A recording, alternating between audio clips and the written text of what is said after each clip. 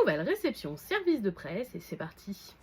On commence chez Mangetsu avec leur box Halloween de cette année. On avait déjà eu une box Halloween l'année dernière avec 3 titres. J'en avais particulièrement aimé un que je vous complimente très souvent qui s'appelle Smile.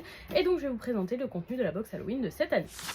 On commence avec les 2 premiers tomes de Shin Tokyo, une histoire de condamnés à mort qui vont dans un lieu pour se faire tuer. Ça a l'air vraiment sympathique, enfin dit comme ça c'est terrible, mais ça a l'air vraiment sympathique comme histoire et c'est typiquement ce qui me plaît, donc je pense que je devrais accrocher.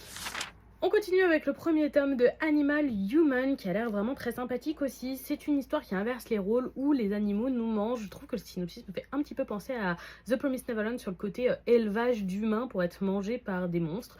Donc vraiment très curieuse. Et dans le pack il y avait comme ça un petit stickers pour la compagnie. Et on termine avec l'édition comme ça reliée très qualitative de Froid Glacial de Junji Ito.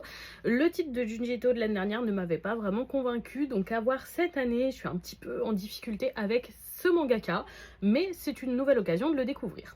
Le pack presse contenait comme ça une illustration de ce titre et un petit porte-carte qui est vraiment très joli. On passe chez Kotun avec le 5e volume du webtoon La Nouvelle Chef de Clan.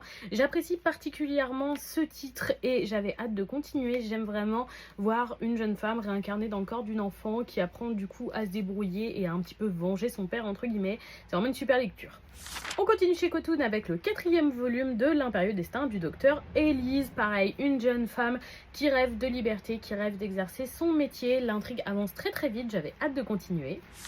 On passe chez Kurokawa avec le 2e volume de Centuria. J'avais vraiment beaucoup aimé la lecture du premier volume, premièrement pour ses très belles planches, mais aussi pour son histoire originale. Je suis curieuse de voir où est-ce qu'on va aller et ce 2e volume est accompagné d'une très belle illustration.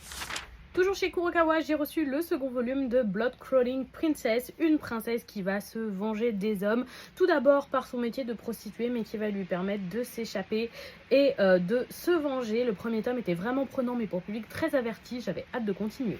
On continue chez Kurokawa avec l'intégrale de Emerging, j'espère que je dis comme il faut, une histoire de pandémie comme on en a eu beaucoup ces dernières années suite au Covid. Je suis vraiment très curieuse de le découvrir, il est énorme.